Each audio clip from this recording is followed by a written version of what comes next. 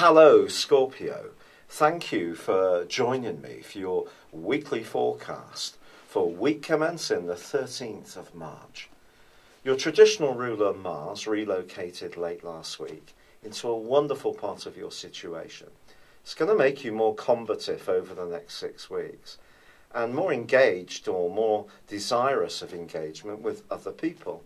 So, if you're footloose and fancy free, this can certainly be a significant change.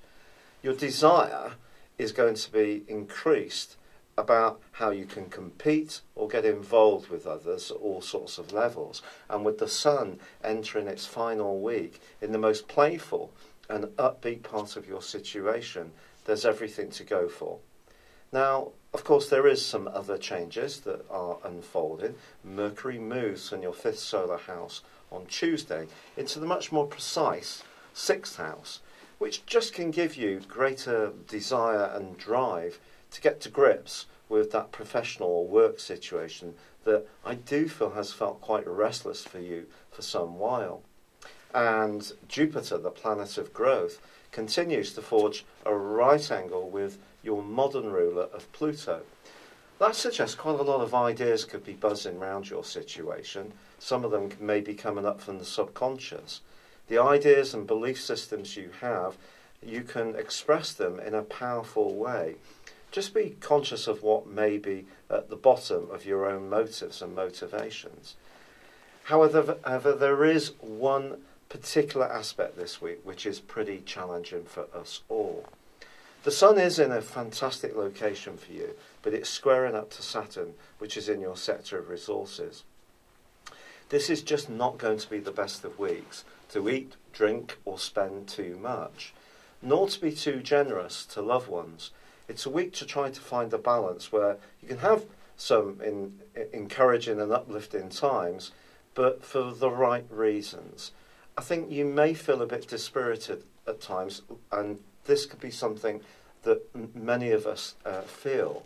But the trick is not to invest money or indulgences to try to feel better.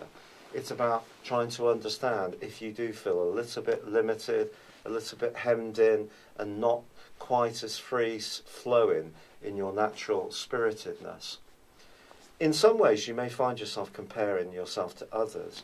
It's important that we avoid doing this, because very often when we do, we tend to compare our biggest perceived weakness to someone else's perceived strength. But we don't know all their stuff and their issues.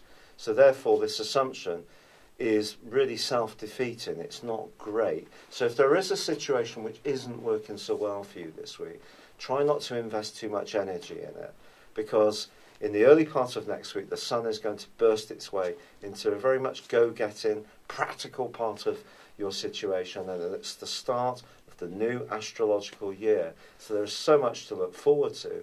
And even by the end of this week, you could get chatting to someone in a very mundane location, and there could be a hint of romance or attraction around this. And with Mars in now such a super location, don't be surprised if you find yourself taking the initiative if you're attracted towards one person. It's been a real pleasure being with you. Thank you for joining me. Good luck and goodbye for now.